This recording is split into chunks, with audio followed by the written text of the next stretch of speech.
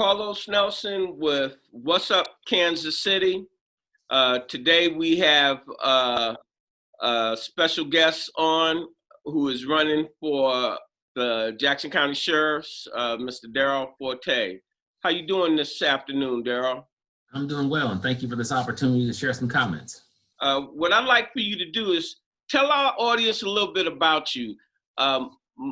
Most of the Black community know who you are from your long service in the community, but there are other people that look at our program that might not know too much about you.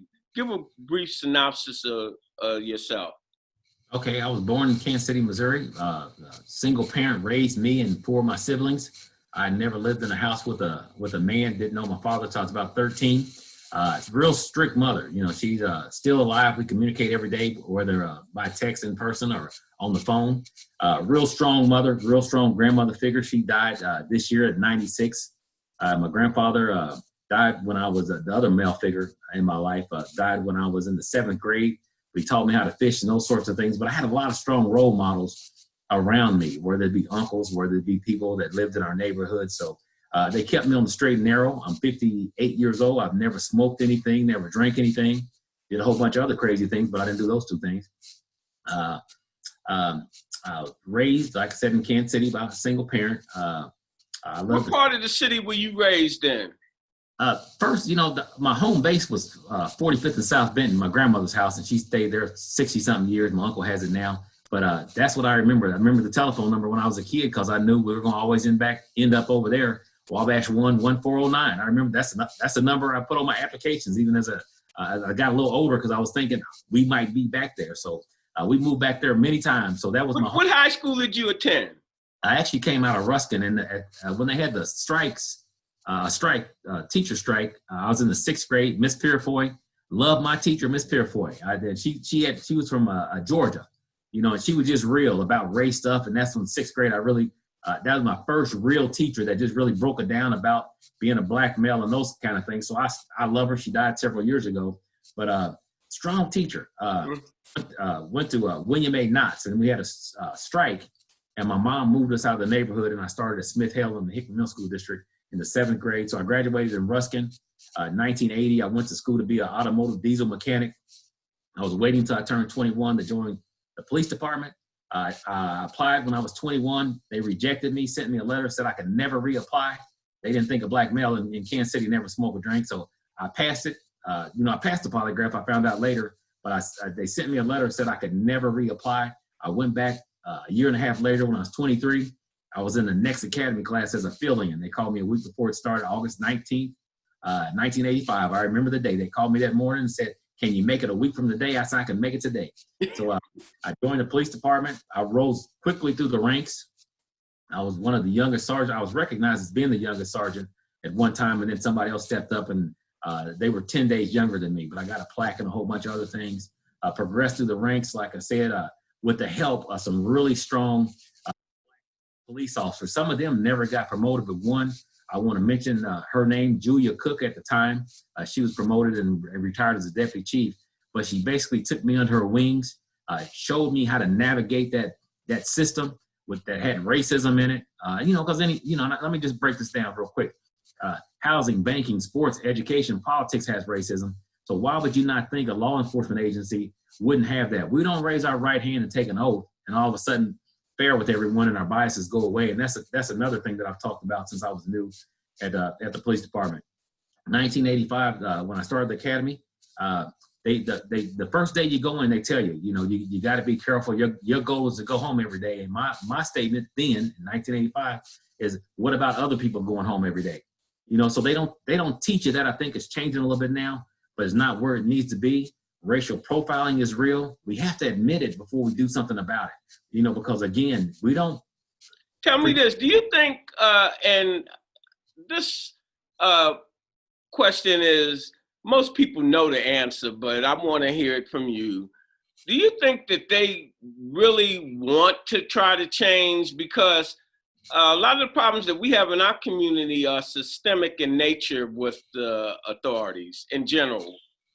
And that systemic racism that's in the system, I think a lot of white people and white officers, to a degree, don't even realize because they've grown up in the system, and they see, but they don't see the inequity.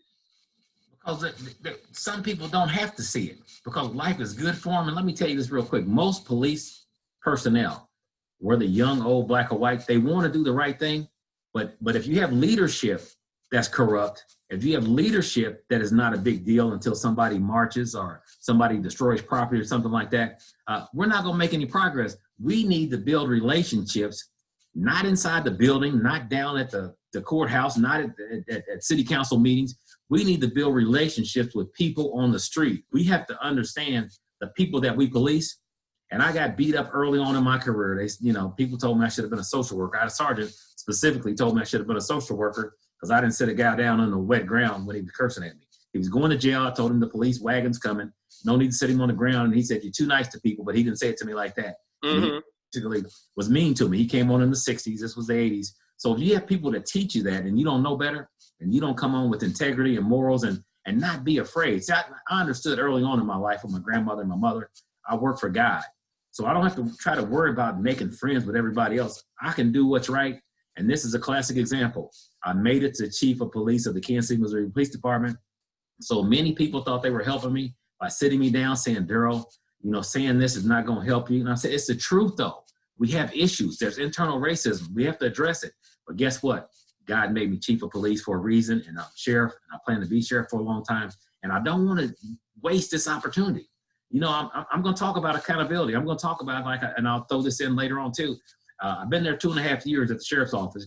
I've dispensed over 30 disciplinary actions, over 30, and we only have 104 deputies. And I've suspended 5 supervisors. No one can remember, since they've been there, some been there 40 years, where a sergeant has been disciplined. I've suspended 5 without pay up to 10 days. So you think I'm going to be a favorite kind of guy? Probably not. But you know what? The community's safer.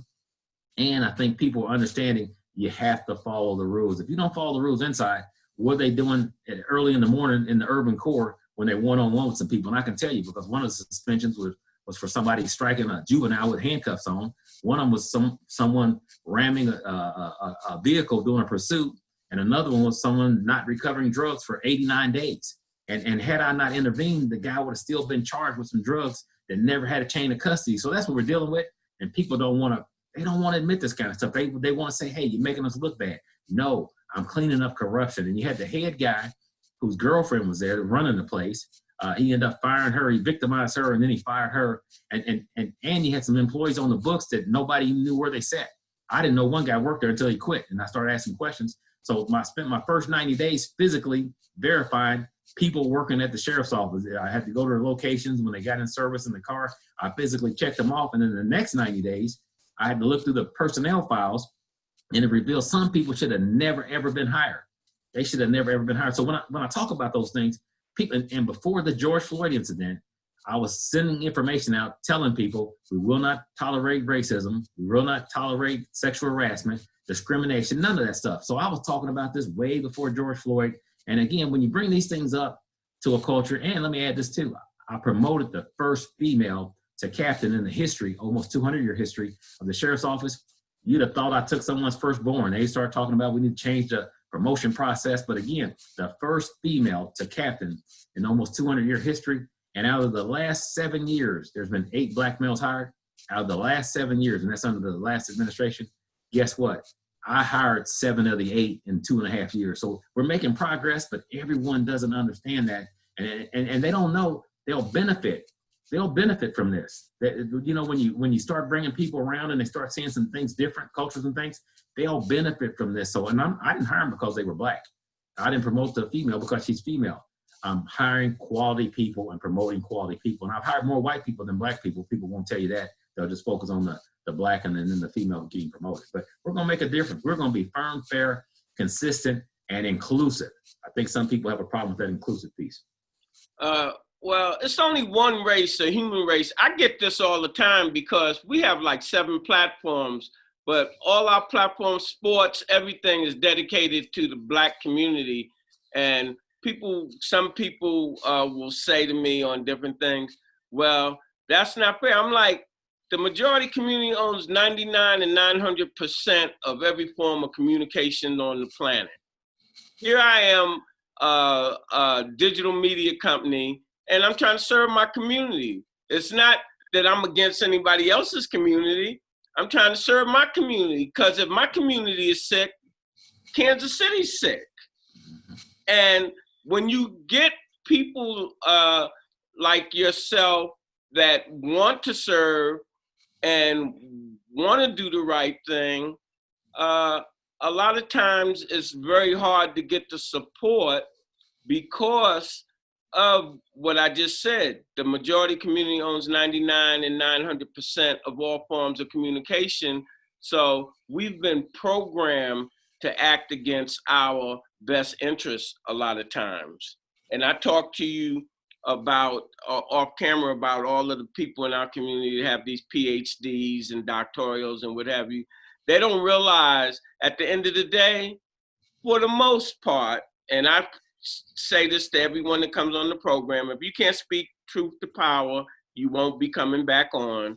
But most of them don't understand. They've been trained to not touch the third rail on certain things that are pertaining to our community and move on out the community. You want to keep your kid at the school. You don't want to be ostracized by the majority community.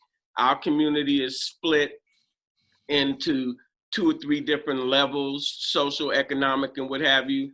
And what you're doing, it's affecting the whole community, but it's surely affecting where all of us have come from, that lower social, economic part. And if the policing is biased and all of this, it's really hurting the people that are really have put in this trick bag. These drugs and all this stuff, I know firsthand, just didn't come in our community in the late 70s and so forth, and Iran Contra. And if you don't understand how a lot of this and why we're in the situation we're in, and if you don't really understand the history of law enforcement, and I'm real proud of you that you're in there.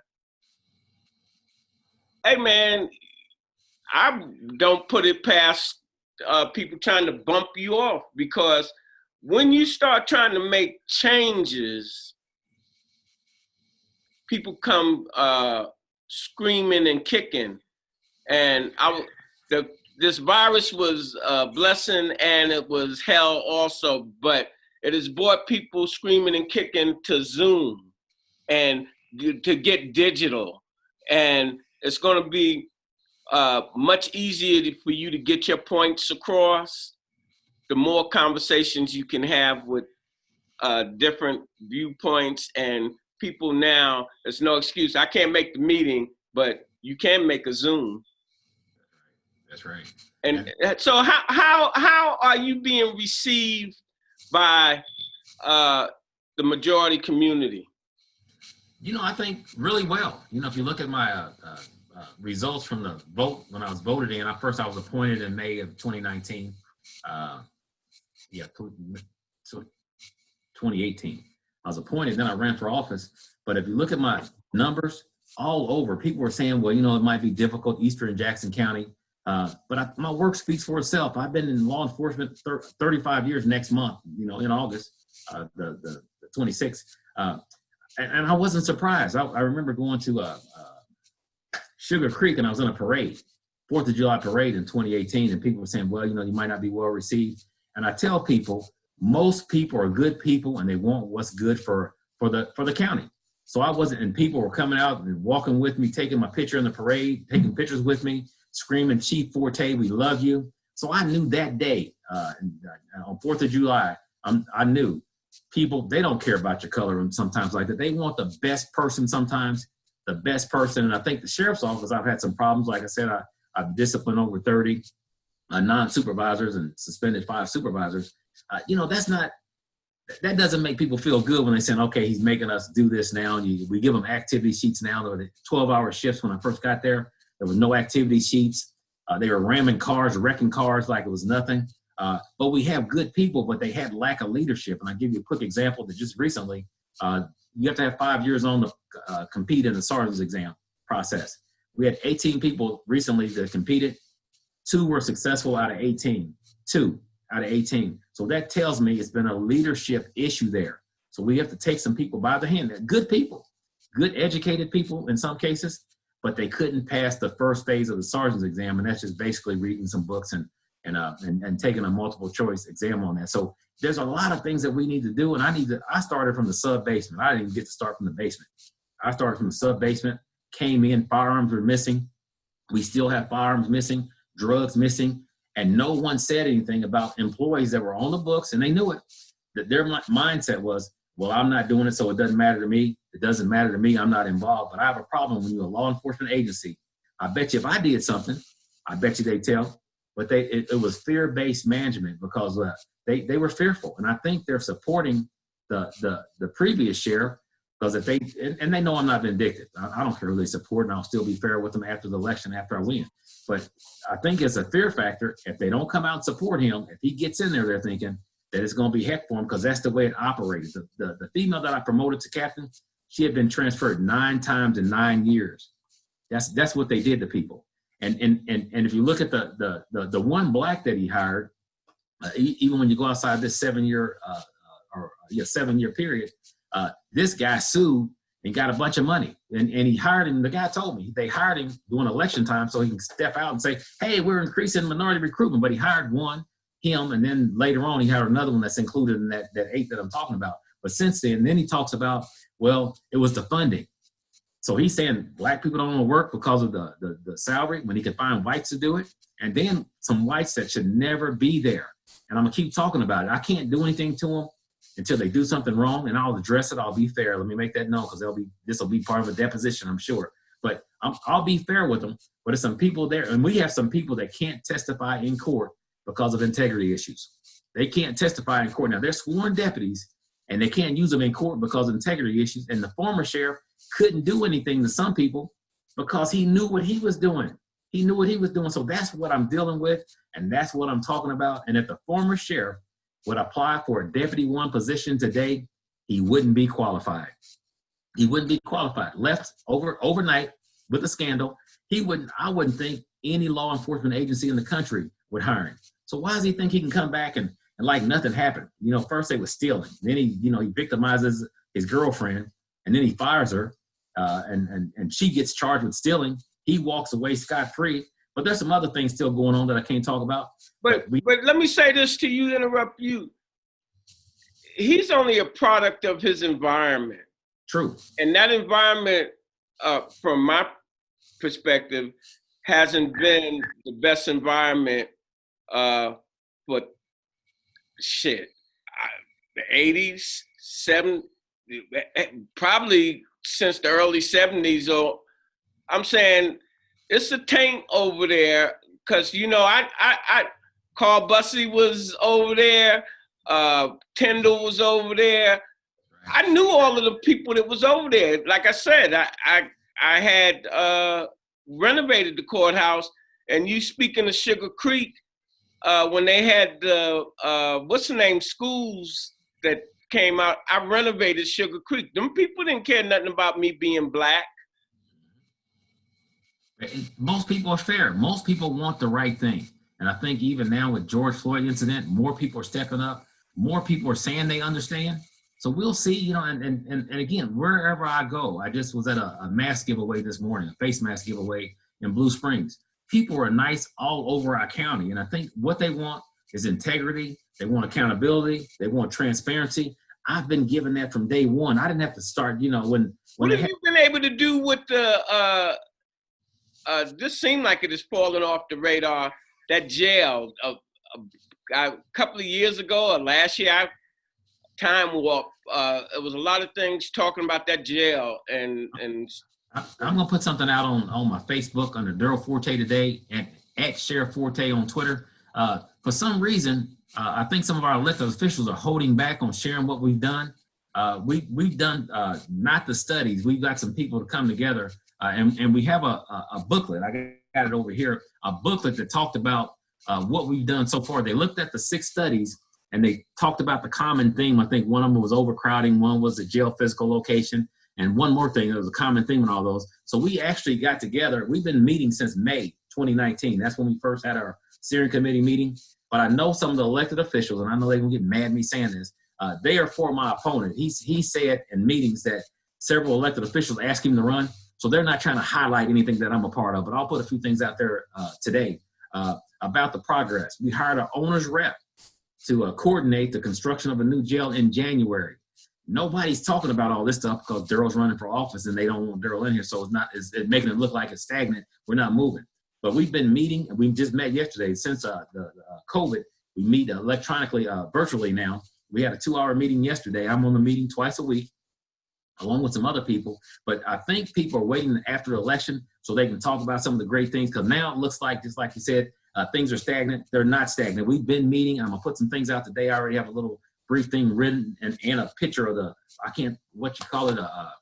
not a study, but I'll put it out there later on the day, because I'm thinking, I've talked to so many people and they said, what's going on with the jail? We've been moving with this thing. They have a timeline set up. But again, when my opponent's out there, he doesn't have a lot to talk about. And when he says 2 elected officials ask him to run, but he won't tell anybody the names, and that's how transparent things are. They're not on anything that I know of that's anybody told me. They're not even endorsing him publicly. That's what we're dealing with. All the people endorsing me, the mayor of Kansas City, Blue Springs, Grandview, AFL-CIO, communications worker, the Kansas City Star. Look at that article from yesterday. People get it. People get it. So we're going to put that out today. I can't talk about a whole lot because I don't want to get past our steering committee, but I think I owe it to the community. Just like you said, you weren't aware of everything. I need to put some things out, but they don't want, meaning some of the elected officials, they don't want the owner's rep to get up with the mic and talk about the progress we're making, because now it'll look like Darryl's doing something. I'll win anyway. God's giving me peace. We got a great community, and most people are looking for somebody that operates with integrity, experience, demonstrated experience. I'm not making up stuff. Look at my record. Look at me versus my opponent, and just do a search on us, and you'll see what I've done. I've been over $84 million worth of projects when I was chief of police. Not somebody else. I didn't get it. I didn't inherit it. We start to finish $84 million in construction projects when I was there. I was over a $230 million budget even before I became chief. Chief, you over everything, but I was the deputy chief, over $230 million budget. Chief, 1,900 employees. So I understand how things work. I understand how strong culture is too. I understand how strong culture is. We're making progress. While I'm not disciplined as many people as I did before, the fleet was deplorable when I got there. The car that I was assigned, my first day, the former sheriff's car, hadn't had an oil change in thousands of miles. It was thousands of miles over, and the brakes were bad. So I had to take it to the shop and get brakes right away on that car. So now we just ordered 20 more cars. No one should have to govern an organization and order 20 cars at one time, but had no vehicle maintenance plan, had no fleet replacement plan, had no activity sheets. We found I did a spot check on the stop reports that go to the Attorney General's office. Just a spot check, over 800 had not even been filed and sent to the Attorney General's office. So when people talk about the data going to the Attorney General's office, it doesn't mean anything. We already know there's racial profiling. We already know there's other biases in law enforcement. We shouldn't have to look at the numbers and say, oh, they're doing the unfair over here. We already know it, and that's why I'm addressing some things. I've addressed 2 disciplinary issues where racial comments were made already. So 2 out of the 30-something I'm dealing with, and there's more to come. We got some other stuff pending.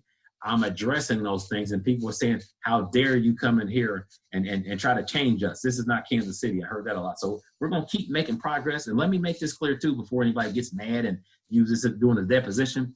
Most of our people are good people. But would you fly an airline if they were bragging about most of their pilots can fly? But we have 90% of our pilots can fly, so come join us. We want 100% to be right in law enforcement. We want 100% to do what's right every day, because this is not one of those jobs that you can afford to make a mistake because you can take a life. So we have to make sure people understand the rules.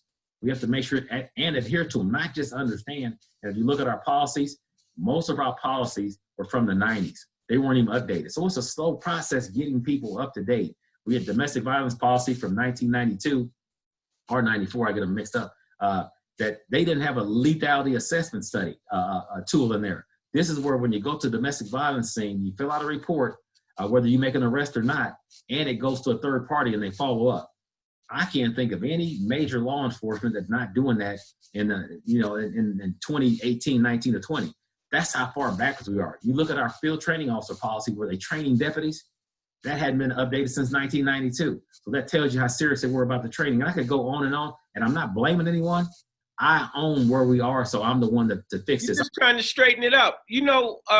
When the mayor comes on every 2 weeks or what have you, and when I've had discussion with him, that's what he's talking about, that there are things on the books that shouldn't even be on the books that go back 30 years and all these different changes that really, I guess he's doing spot check up there in the mayor's office. He is. We talk frequently. He is. To me, he's doing a good job because he's inherited some things that people hadn't looked at before, and he's going back past even the previous administration. He's looking at some things. So I think he's doing a marvelous job. Nobody knows what it's like until you sit there, and I talk about the chief position. You don't know what it's like, politics, personalities, and all this other stuff, lawsuits you got to deal with. So, and that's why, I know Chief Smith's getting hit with some things. I reach out to him occasionally, give him encouraging words, but I tell him also, you got to build relationships before you need people. You can't take a knee when they're burning down buildings and burning up police cars. And that's what I've done over the years. And when you look at the Mike Brown incident in 2014, I got a lot of pushback from some elected officials. But then after it was all over, look at my record. There wasn't a single window shattered, and there wasn't a match lit. You know why? Because I built relationships beforehand, and I had some people come stand with me saying, Darryl, what do you need us to do? We're going to help you over here, because you have to build those relationships. And I just saw the article again yesterday, the Wall Street Journal. I was in the Wall Street Journal talking about how I built relationships pre-incident. And that's what we have to do in a lot of things, not just in law enforcement. Build those relationships before you want something, because after they burn up the car, it's a little late and people are highly emotional about situations. Hey, Sheriff, and wrapping this up, are there any parting words that you would have for your constituents, for youth, and for the overall Kansas City viewership? I think those of us that consider ourselves leaders, reach out and help someone, because we didn't get here by ourselves. And the leaders out there understand that God places you in different places. So you don't have to try to satisfy everybody. Do what you're here to do. Be a servant and understand what your role is. And what I've seen over the years, there's so many people worried about what everybody's thinking and about trying to get favor. Do what's right, and guess what? You'll be able to sleep at night. All right. It was a pleasure having you on the show. And we look forward to your re-election. Thank you. And as we say on all our closing, when you invest in your community, you're really just investing in yourself. Good afternoon.